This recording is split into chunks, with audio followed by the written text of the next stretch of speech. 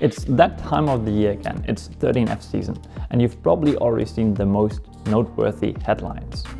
Spier bought Tencent via Prosus, Lee Lu is bullish on Buffett's Berkshire Hathaway, Charlie Munger actually filed his 13F early and he doubled down on Alibaba, Dorsey truly believes in the long-term prospects of Wix.com, but the biggest headline was probably the fact that Mohnish Pabrai significantly reduced his Alibaba position. This probably caught many investors off guard, and I'm pretty sure no one expected him to exit the stock so soon, as he only started his Alibaba position earlier this year. But another superstar investor that often flies under the radar and that you might not have heard of actually significantly increased his position in Alibaba in Q3. So today we will take a look at these recent developments, and without further ado, let's get started.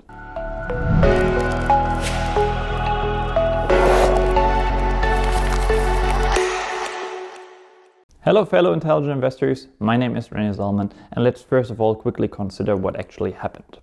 Well, to everyone's surprise, Mohnish Pabrai started selling his holding in Alibaba in Q3 2021. And he has not just trimmed his position a little bit, no, he slashed it by almost 80%. And who knows, by now he might have completely exited his bet on Alibaba.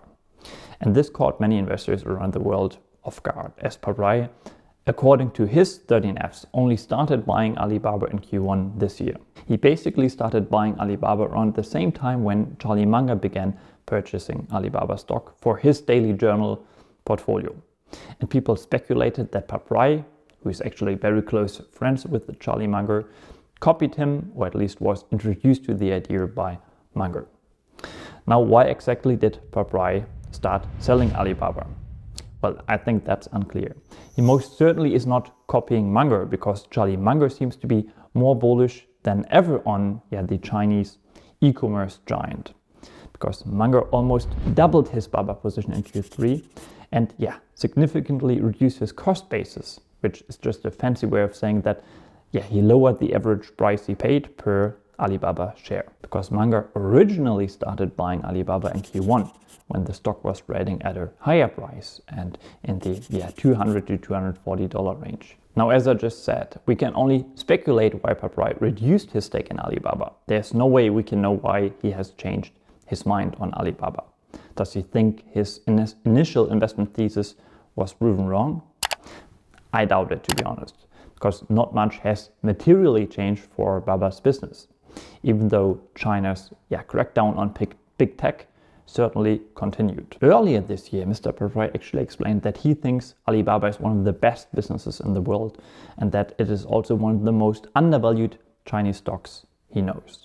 Let me just show you a short excerpt from a talk he gave and published on his YouTube channel. I mean, if you look at my filings, you can see that we have a position in Alibaba, and it's an incredible business. I mean, if you look at Baba and Tencent and kind of where they're at and the ecosystem and the moat and what they control and all of that, look at the tailwinds from China. I mean, there's a lot to me to like even more than the large US tech, just because I think that the tailwinds are so much stronger, and there's some serious barriers to entry. I think here there is obviously going to be much larger revenues and profits and such in the future with all the different things they have going on.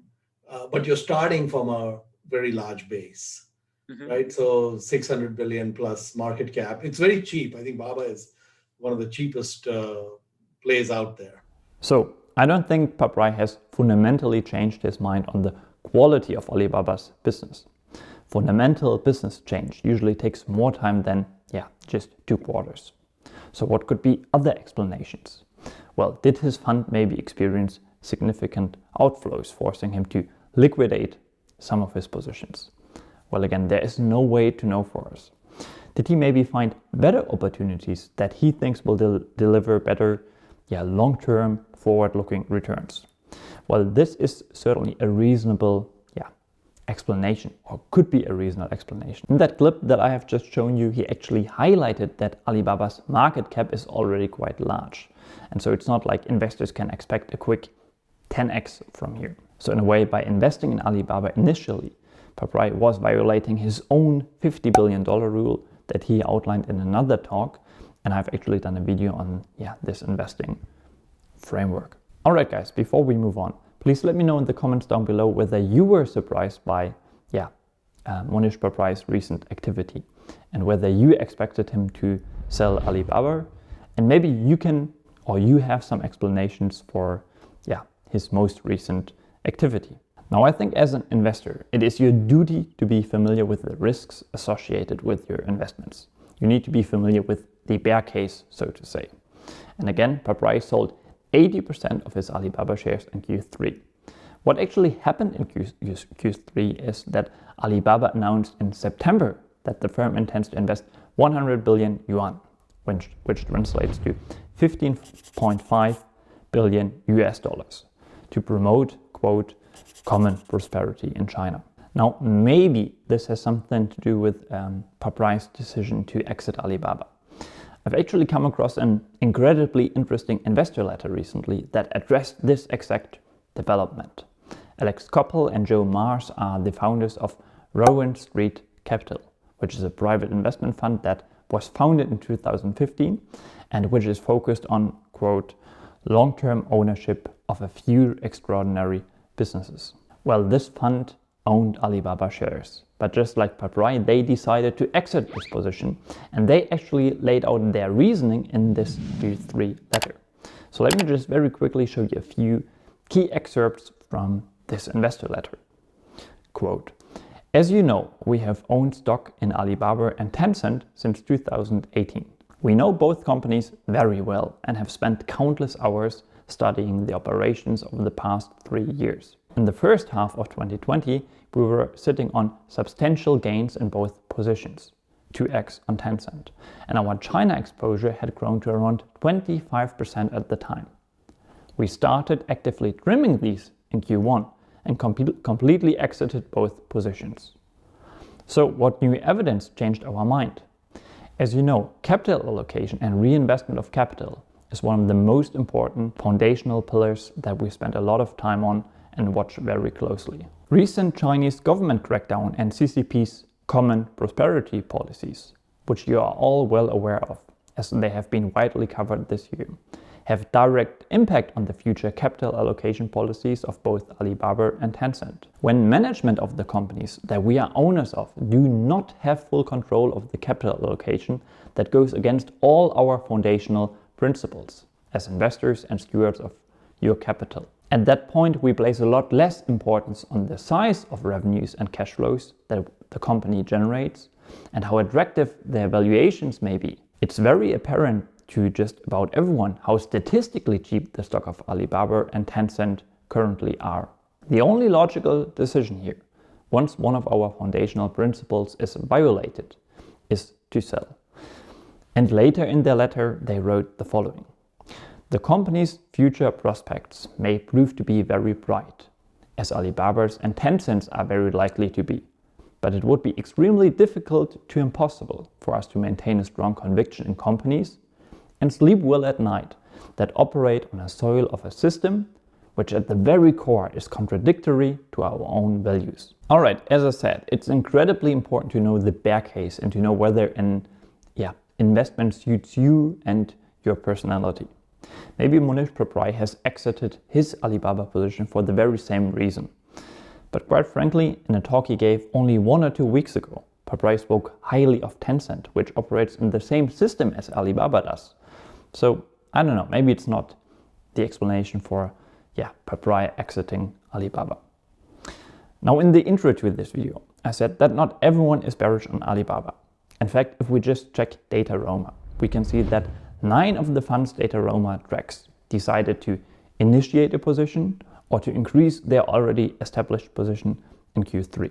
In addition, you might be familiar with Phil Town, who actually doesn't appear on the Data Roma list, but who also seems to remain bullish on the Chinese e-commerce giant. Phil Town too added 20,000 shares to the 30,000 shares he already owned in Q2. And if you want to learn more about Phil Town's activity this quarter, you might want to head to the Investing with Tom YouTube channel, as he did a phenomenal video in which he broke down what Phil Town's portfolio actually looks like as of now. But let's get back to the data Roma dataset. I would say the two most noteworthy investors on this list are probably Charlie Munger, who, as we already said, basically doubled his position in the third quarter of this year, and Greg Alexander, who also substantially increased his position. Over the course of this quarter, he bought 400,000 shares of Alibaba and probably paid around $60 to $70 million in total, making Alibaba his second largest position in his portfolio with a weight of 18%. But who in the world is Greg Alexander, you may wonder? Well, he's possibly the greatest investor that you have never heard of. He runs Conifer Management, which is an investment fund with around $1.5 trillion in assets under management. And interestingly, Warren Buffett, as you know, the greatest investor of all time, said in 2010 that when he eventually retires, who knows if he ever will, but if he would retire, then there would be three people who he would like to manage his money. The first one he mentioned was Seth Klarman of Bauhaus Group, you might have heard of. The second one was Li Lu, who actually happens to manage a large part of Charlie Munger's net worth. And then the last one, well, you guessed it, was Greg Alexander. And I would say while Li Lu and Seth Klarman are fairly well known, Greg Alexander certainly flies under the radar. And the fact that he significantly boosted his stake in Alibaba shows that he is still very confident in the long-term prospects of Alibaba's business. So, as you might know, Alibaba just recently, last week, released its second quarter earnings, and the market's reaction was certainly not a positive reaction. In fact, the stock dropped 10% on the day Alibaba released their results. And the stock is now down like, I don't know, I guess 55 to 60% from its all-time high. Now, the purpose of this video is not to discuss Baba's most recent quarter. I think overall it's fair to say that the results are not the most impressive business performance over a 3-month period that we have seen from Alibaba.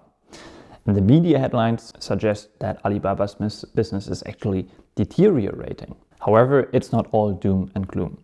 In fact, Alibaba grew its revenue by 30%, and you might want to check out the short thread I published on Twitter, in which I shared a few of my first thoughts after seeing their results. Personally, I think it's important to zoom out and take a view at the bigger picture here. But maybe the fact that Greg Alexander, Charlie Munger and Phil Town, who are known to be long-term investors, and a whole bunch of other investors are still bullish on Alibaba, well, maybe this may help you validate your conviction in the business and the long-term prospects of the stock.